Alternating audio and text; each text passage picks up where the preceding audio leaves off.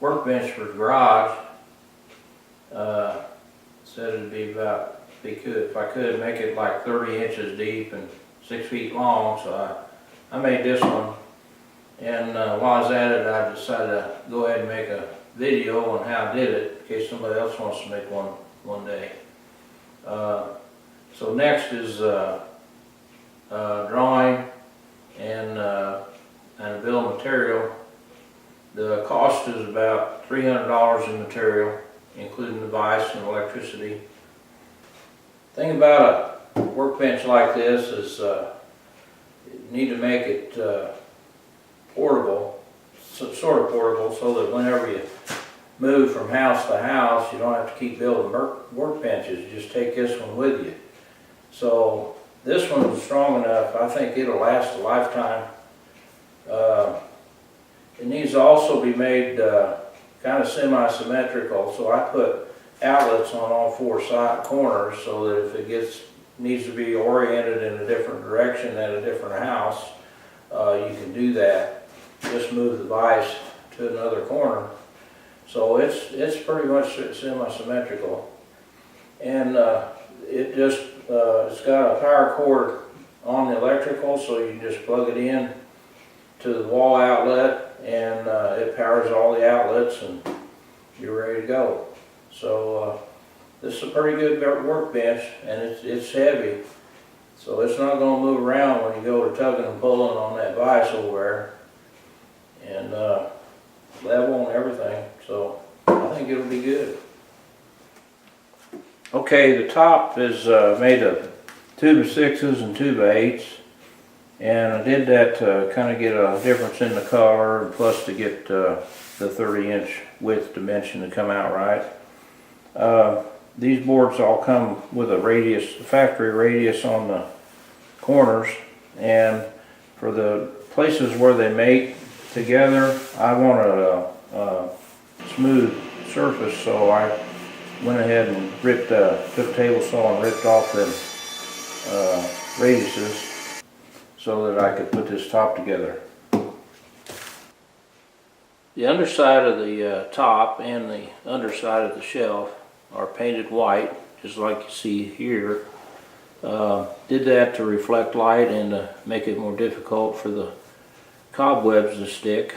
And the frame is painted kind of a slate gray or dark blue, whatever color. And I wanted to paint everything ahead of time before I assembled it to make it simpler. Okay, the first thing for assembly is to assemble the two sides, including the top frame and shelf frame and the posts. Keeping in mind you got to keep the posts square. And everything is glued together, all the frame is glued together, as well as screwed.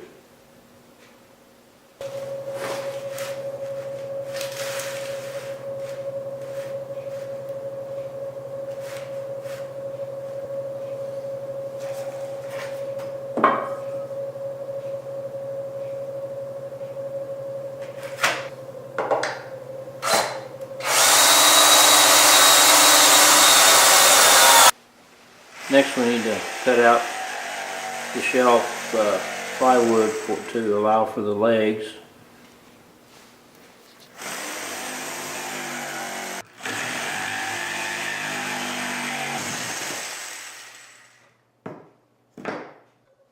Assembling the two sides together, started out just do the bottom shelf and leave the top frame open so that it's easier to receive the plywood shelf piece later.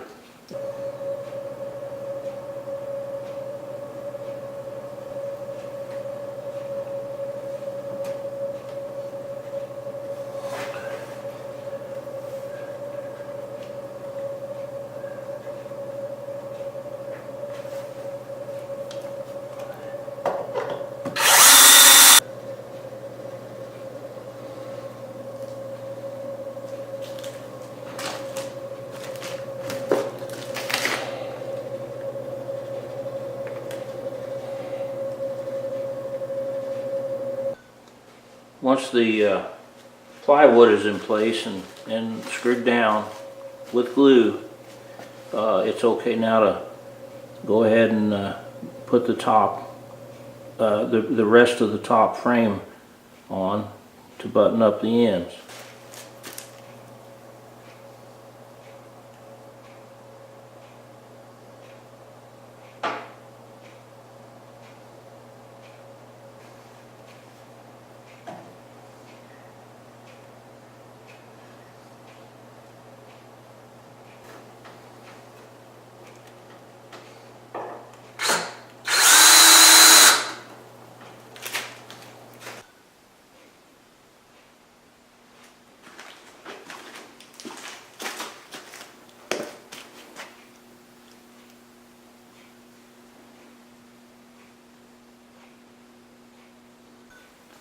Once all the frame is together, it's time to put the electrical in before putting the top on.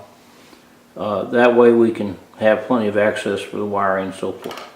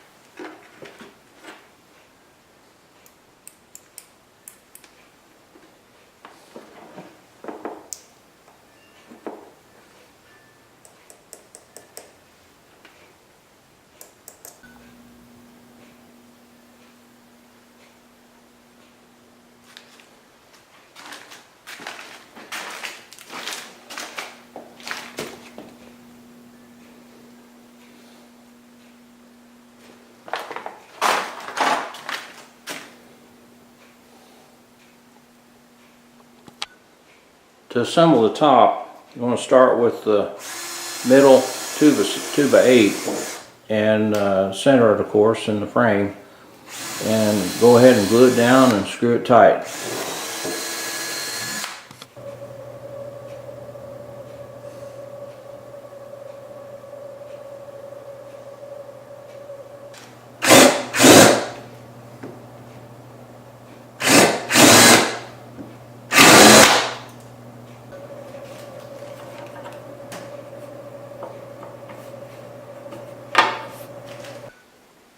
After that centerpiece is in a fixed position, you can start by adding the 2x6s to the outside of that.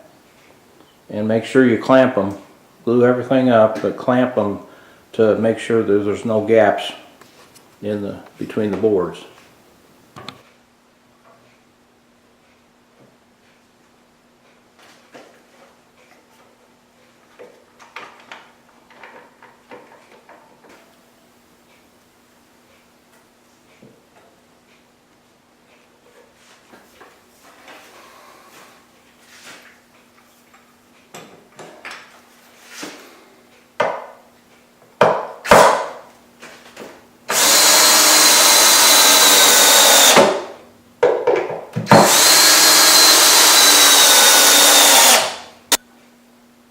Then finally, add some end pieces here, the 3/4 inch trim to cover up the end grain.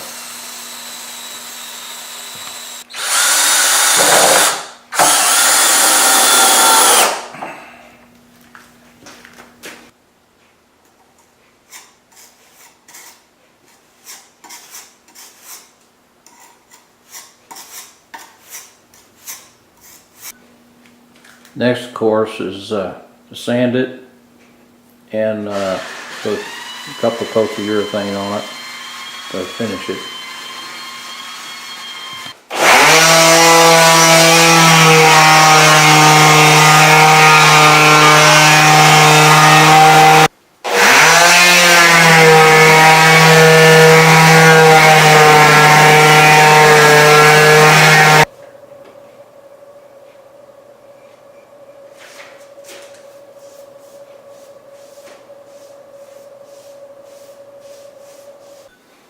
Finally, the last thing is to mount the vise on there.